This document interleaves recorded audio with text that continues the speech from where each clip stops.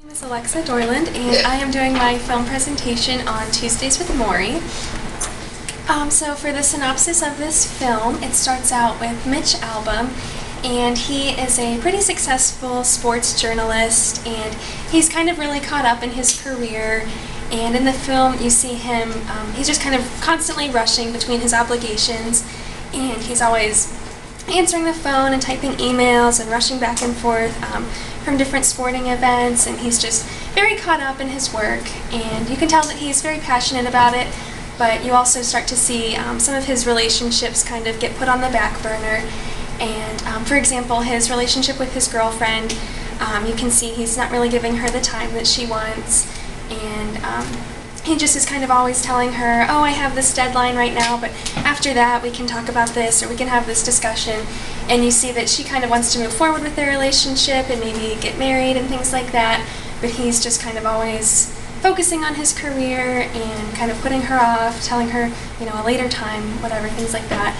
And then he finds out that one of his old college professors, who was actually his favorite professor, and he was very close with Morrie, is diagnosed with ALS, and he's kind of nearing the end of his life. So Mitch decides that he needs to go visit Morrie, and at first it's kind of, you see that it's more of like an obligation, like, oh, this is something that I should do before this man passes away.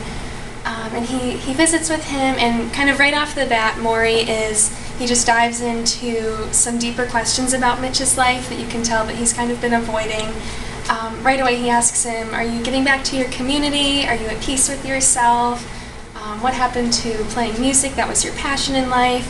And you can just tell that Mitch is very hesitant to answer some of these deeper questions that Morrie wants to know about. But as time goes on, they kind of dive deeper into some topics about like the meaning of life and love, happiness, and even death. And Morrie kind of asks Mitch about, like, why didn't you have kids? Why aren't you married yet? And he tells him, like, oh, you know, I did find someone special, but we're just not ready for that yet.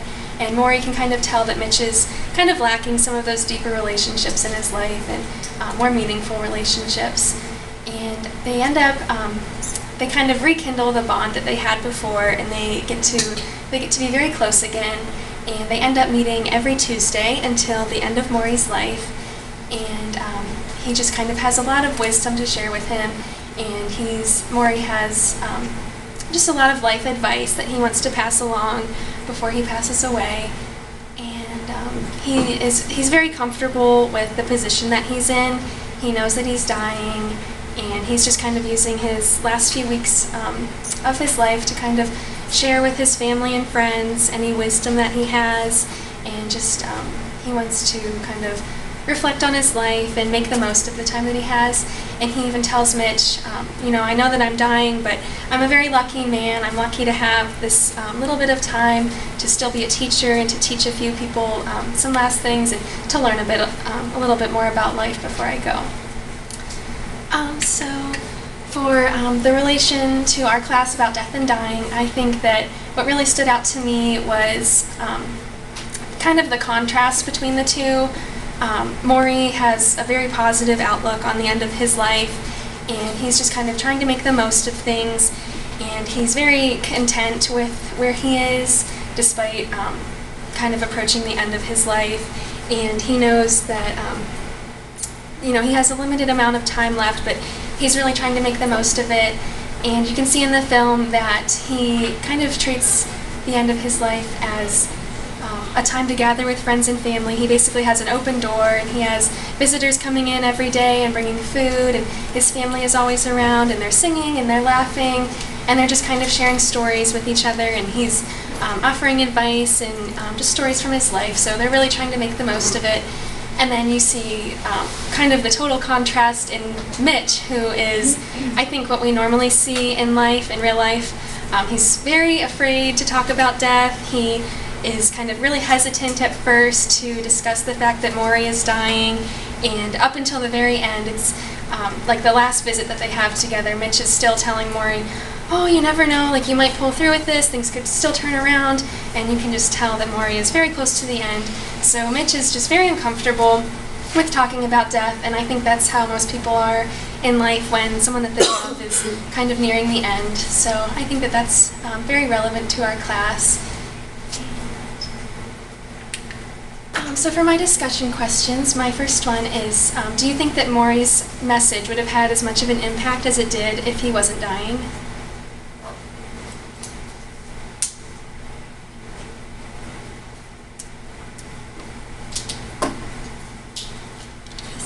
I think that his message probably would have had an impact on someone if they bought into it, but I think that the fact that he was dying really allowed Mitch to entertain those thoughts, because if he hadn't been dying, he would have just pushed it off. Definitely.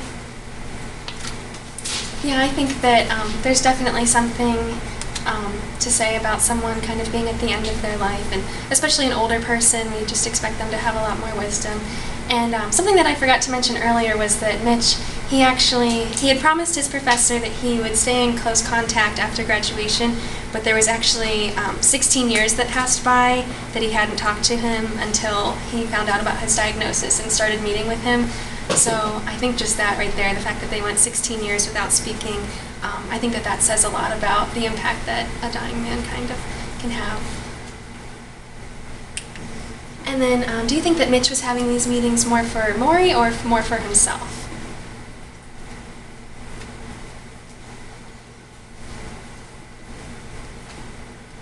I never saw the movie, but I read the book, and I definitely think the meetings were more for himself and how he dealt with Morrie's death.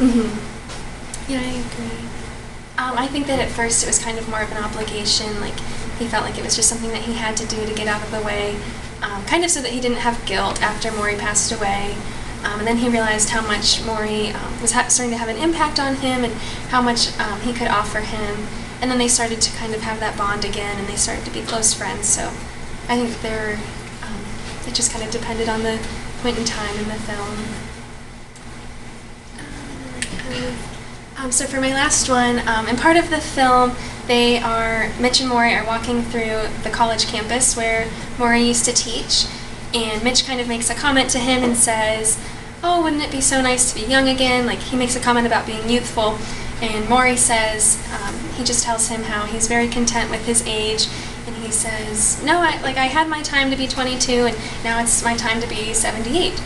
So my question is, why do you think that so many people today have such a hard time kind of accepting the aging process and getting older?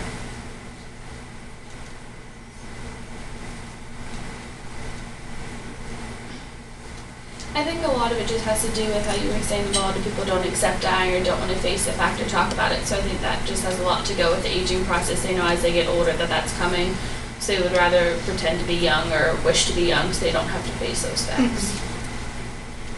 I also feel like a lot of them are going to start missing out on things they can't do as much as they thought they would. Yeah, We've been a long time and if I was your age again, I could be doing this. I just feel like they would feel like they're going to be missing out. Right. Yeah, they kind of start to reflect on things, and I think a lot of it has to do with, like you said, about how uncomfortable we are as a culture talking about death and a lot of the fears that go along with it. I think that kind of the whole aging process and the different phases of life, it's just kind of always lurking, I think, in people's minds. Yeah, I would say I would never want to go back and live an age again. Each age has enough trouble for itself. but on the other hand, as you get older, I mean, your body just wears out and you have pains that you didn't used to. It takes longer to recover. So I can sort of see, that resilience of the younger body is something that you can miss. But again, there's the whole picture. Yeah. I'm glad that things are in the past. Yeah, I definitely think that the optimism that Morrie has in this film, it's inspirational, and it's something that I think we could all kind of work on. And here's my reference.